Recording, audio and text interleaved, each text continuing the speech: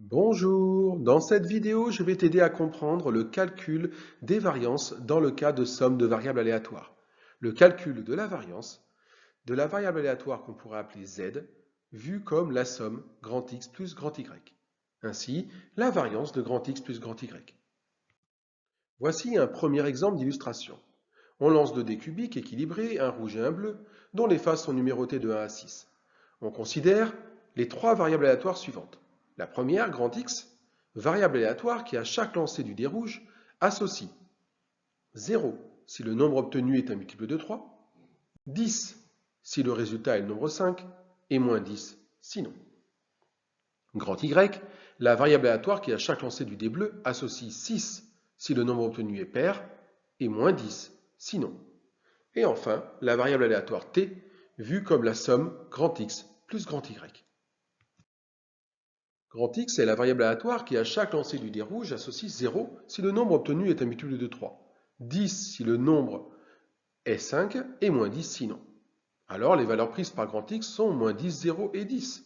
Et le calcul de la variance est égal à 509e puisqu'il suffit de présenter la loi de probabilité de grand X sous la forme du tableau suivant où sur la première ligne, je te rappelle, nous notons les valeurs prises par grand X, moins 10, 0 et 10, et sur la deuxième ligne, les probabilités associées.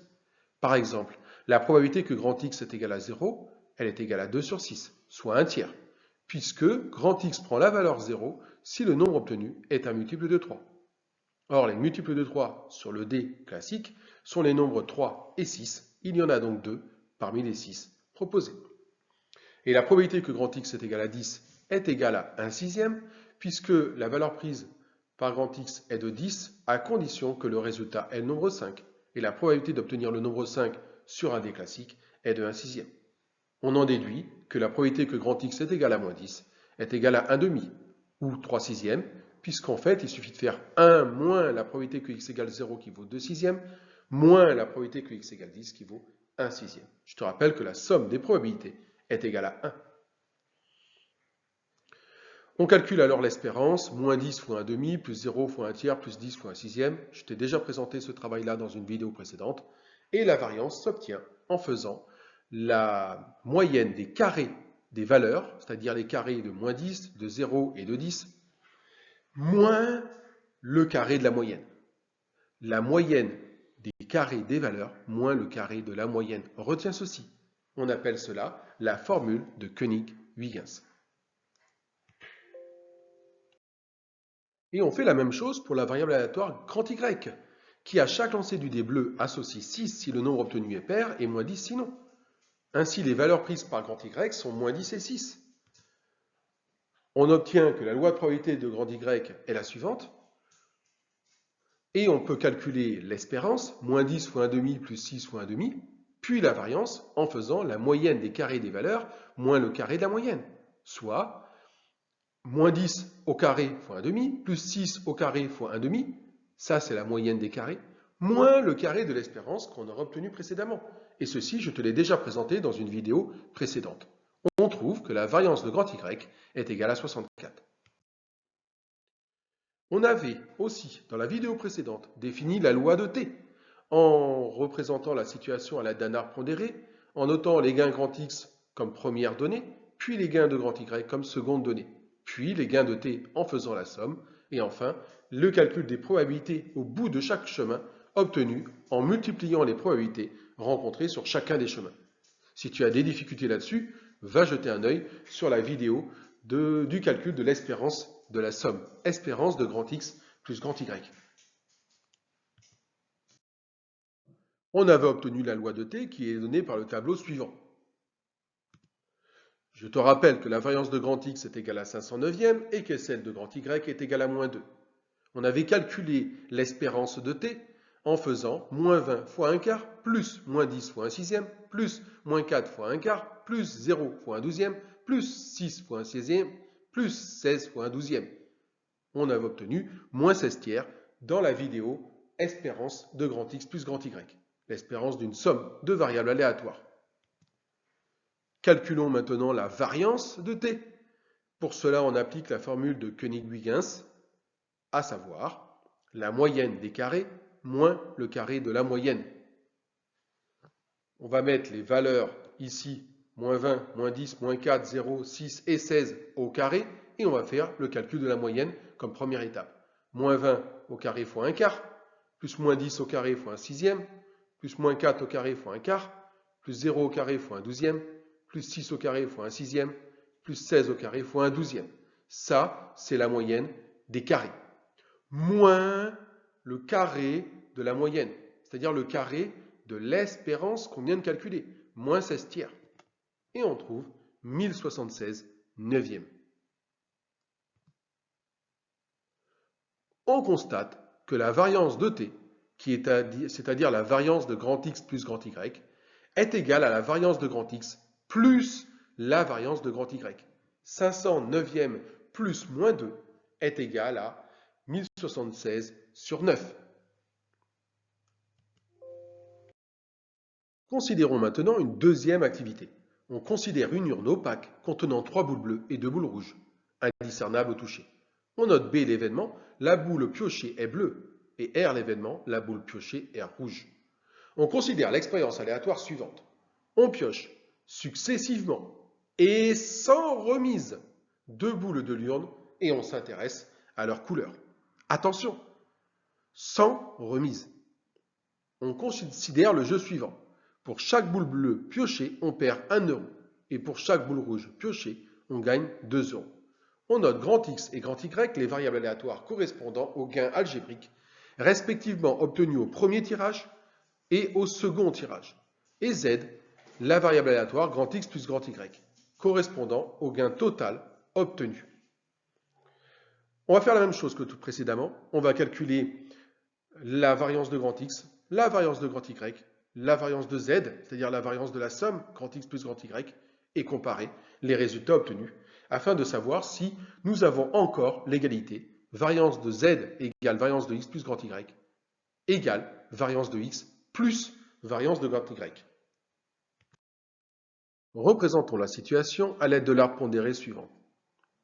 Nous piochons 2 boules dans l'urne successivement et sans remise.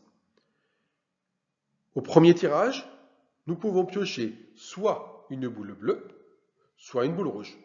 La probabilité de piocher une boule bleue au premier tirage est de 3 sur 5, étant donné qu'il y a 3 boules bleues parmi les 5 boules dans l'urne. A fortiori, la probabilité de piocher une boule rouge est de 2 sur 5, soit 0,4. Au second tirage, si nous avons pioché une boule bleue au premier tirage, nous pouvons piocher encore une boule bleue ou une boule rouge. La probabilité de piocher une boule bleue au deuxième tirage, sachant que l'on vient de piocher une boule bleue au premier tirage, n'est que de 0,5. Pourquoi? Il y avait 3 boules bleues au départ dans l'urne. Nous venons de piocher une boule bleue. Nous ne la remettons pas dans l'urne. Il reste donc dans l'urne 2 boules bleues, parmi 4 boules. Donc la probabilité de B, sachant B, est de 0,5. A fortiori, la probabilité de piocher une boule rouge, sachant qu'on vient de piocher une boule bleue, est de 0,5 aussi. De la même façon, on détermine la probabilité de piocher une boule bleue, sachant qu'on a pioché une boule rouge au premier tirage, elle est de 0,75. Et la probabilité de piocher une boule rouge au second tirage, sachant qu'on a pioché une boule rouge au premier tirage, est de 0,25. On en déduit les valeurs de Z. Les valeurs de Z selon les chemins obtenus. Premier chemin, on a pioché une boule bleue au premier tirage et une boule bleue au second. Étant donné qu'à chaque fois que tu pioches une boule bleue, tu perds 1 euro, ici, au total, tu as perdu 2 euros. Deuxième chemin, tu as obtenu une boule bleue au premier tirage et une boule rouge au second. Tu perds 1 euro à chaque fois que tu pioches une boule bleue et tu gagnes 2 euros à chaque fois que tu pioches une boule rouge. Alors, la valeur de Z ici pour ce chemin-là, elle est de 1. Bref, tu continues de la même façon ici, tu pioches une boule rouge et une boule bleue, tu gagnes 1 euro, et tu pioches une boule rouge et une boule rouge, et tu gagnes 4 euros.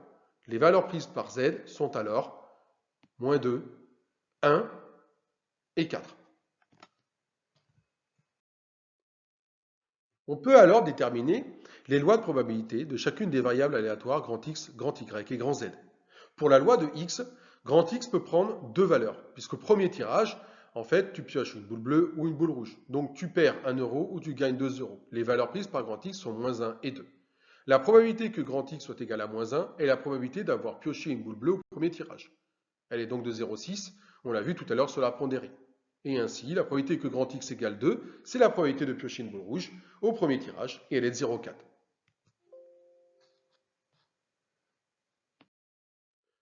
De même, la loi de grand Y, en fait, est la même loi que grand X.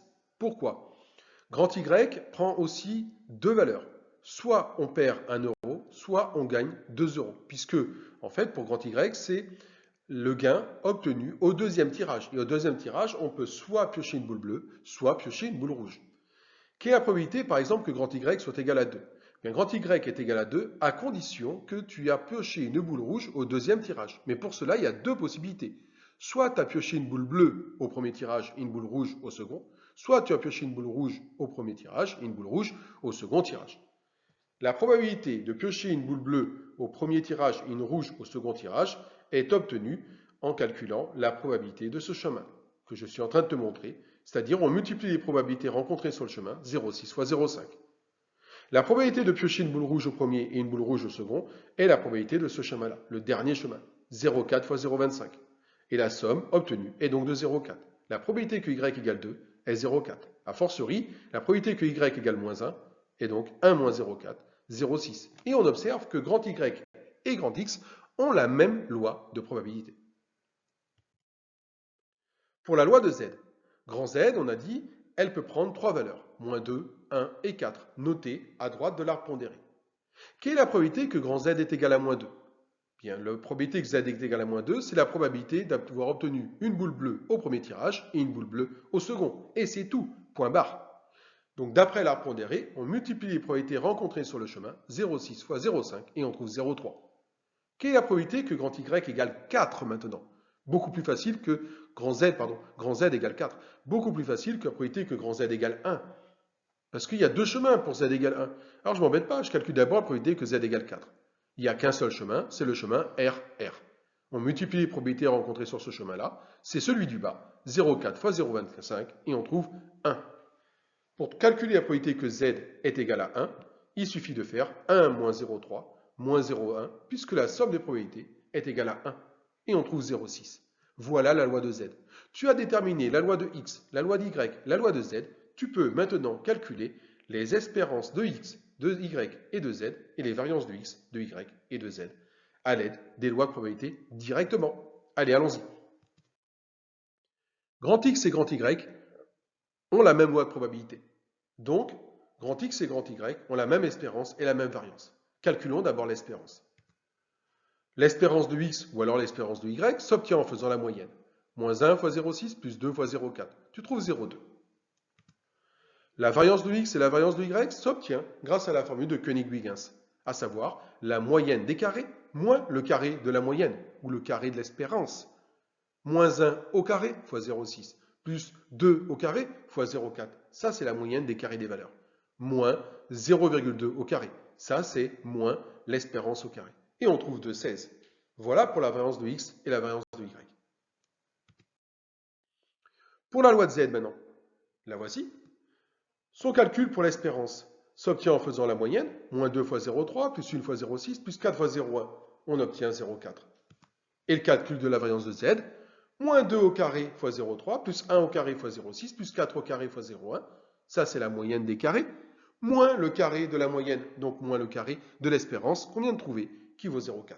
On trouve 3,24. Allez, voici la conclusion de cette activité, l'activité numéro 2. La variance de grand X est égale à la variance de grand Y qui est égale à 2,16. Et la variance de Z qui est égale à la variance de grand X plus grand Y qui est égale à 3,24. Le but était de comparer la variance de grand X plus grand Y, soit la variance de Z, à la variance de grand X plus la variance de grand Y. La variance de Z, elle est 3,24. Et la variance de grand X plus la variance de grand Y, elle vaut 2,16 plus 2,16, soit 4,32. Et oui, patatras, les résultats sont différents. La variance de la somme n'est pas égale ici à la somme des variances. Contrairement au calcul de l'espérance, en fait, on avait dit que l'espérance de grand X plus grand Y est égale à l'espérance de grand X plus l'espérance de grand Y. Ce n'est pas toujours le cas pour la variance. Que pose-t-il problème dans cette activité numéro 2? Eh bien, en fait, c'est parce qu'on n'a pas décidé de remettre la boule dans l'urne. Ce qui fait que les valeurs prises par grand X et de grand Y sont dépendantes l'une par rapport à l'autre. Les résultats de grand X influent sur les résultats de grand Y. Piocher une boule bleue et ne pas la remettre dans l'urne, ou piocher une boule rouge et ne pas la remettre dans l'urne, va influer sur les résultats de la variable aléatoire grand Y. Aïe, aïe, aïe. Les variables aléatoires ici, grand X et grand Y, ne sont pas indépendants, et c'est bien là tout le problème. Voici une propriété en guise de conclusion. Soit grand X et grand Y, deux variables aléatoires indépendantes, définies sur un même univers oméga.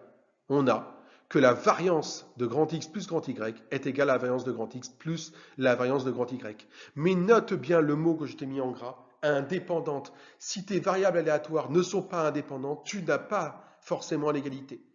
Si les variables aléatoires grand X et grand Y sont indépendantes, tu as l'égalité. Et là, on peut aller beaucoup plus vite, effectivement, pour calculer la variance de la somme, en disant que c'est égal à la somme des variances. Mais le combat, sinon, est bien plus complexe. Tu serais obligé de faire tout le travail que j'ai mené dans l'activité numéro 2. Voilà pourquoi cette vidéo est bien plus longue que les précédentes. Je voulais te faire comprendre cette difficulté dans le combat à mener sur le calcul de la variance de la somme. Désolé encore pour cette longueur, mais retiens ceci. Si grand X et grand Y sont deux variables aléatoires indépendantes, la variance de la somme, c'est la somme des variances. Sinon, non.